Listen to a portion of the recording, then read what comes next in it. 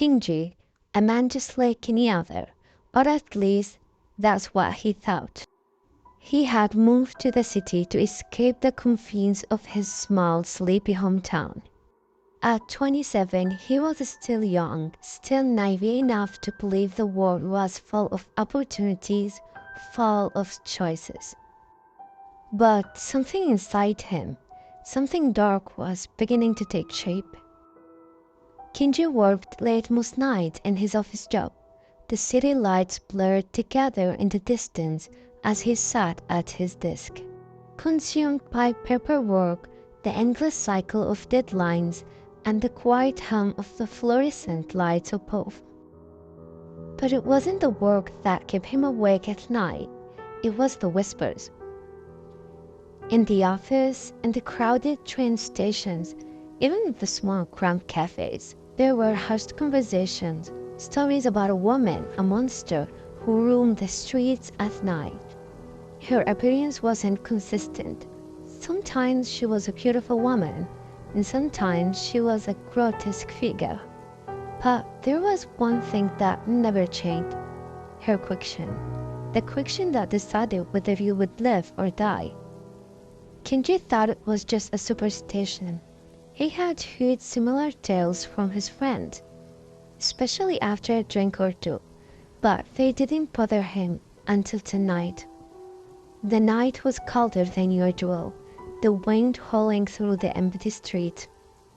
Kinji left the office later than usual, his thoughts still tangled in the work he didn't finish. The city felt emptier tonight, as though something was off, something was wrong. As he walked along the deserted street, the sound of his footsteps echoing in the silence, he suddenly felt watched. The hair on the back of his neck stood up, but he shook it off, thinking it was just the tension from the day's stress. And then he saw her, a figure standing in the shadows of a narrow alley, just beyond the street lamp's dim glow. She was still, almost unnervingly so. Kinji tried to look away, but something about her presence made him freeze in place. She was dressed in a long coat, and a scarf covered most of her face. Her eyes, however, those eyes shone through the darkness, looked into his, and in that moment Kinji felt something primal stir in him. It wasn't just fear, it was dread.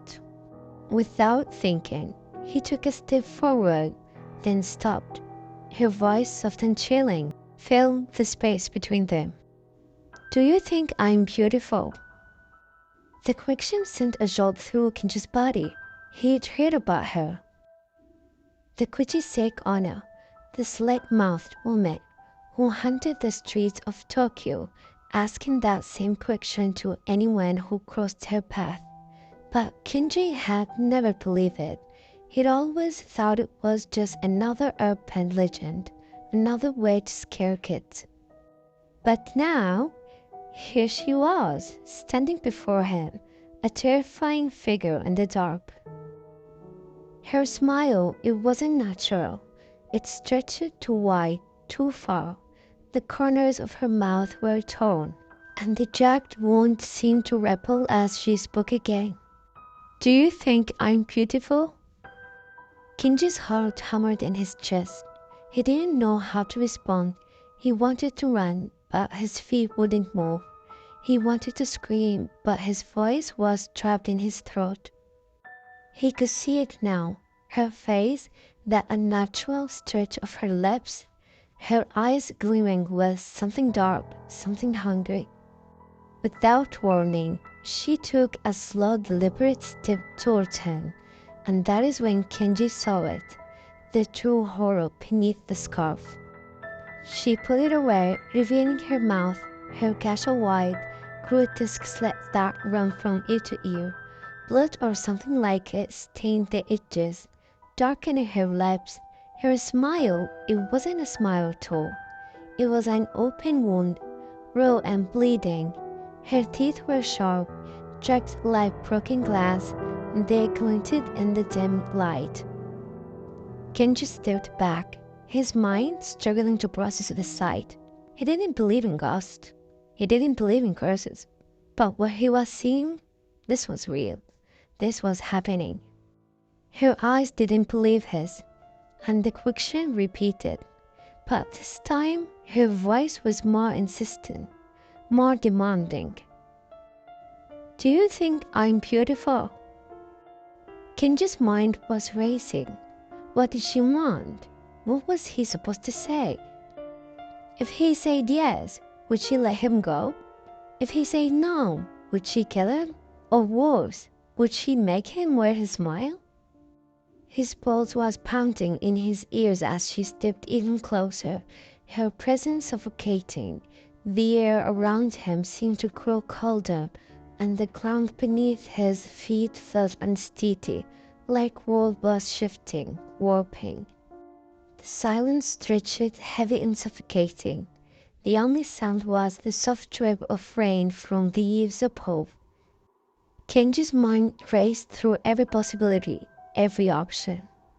And then a sound, a scream, not his, not yet, but a scream nonetheless, the scream of someone else, somewhere in the distance. Her grin widened, her lips curled with sadistic pleasure. Do you think I'm beautiful? Kenji couldn't stand it anymore. He didn't want to be here. He didn't want to face her. He turned and ran, his heart pounding like a drum in his chest. He could feel her eyes on him as he fled, but no matter how fast he ran, no matter how hard he pushed himself, her voice followed him. He ran through the narrow alleyways, his breath wrecked, his legs burning, but she was always there, always just behind him. The question never stopped. It echoed in the back of his mind, louder than his own thoughts. He pressed out onto a main road, hoping to find someone, anyone, but the streets were empty, the world silent, as if he were the only one left alive. He didn't stop running, not until he reached his apartment building. When he finally slammed the door behind him, the silence seemed almost worse than the chase itself. Kenji didn't sleep that night. He couldn't. The question haunted him. The image of her face, the gas that could never be unseen. The question that lingered in the dark corners of his mind. Weeks passed. He went to work. He tried to forget, but it was always there. The whispers, the stories, the warning. And then one night he saw her again, standing just beyond his apartment window, her face lit only by the street lamp. And the question, the one question, still echoed in his mind. And Kenji knew, with a sinking certainty, that he would never be free of her. Not ever.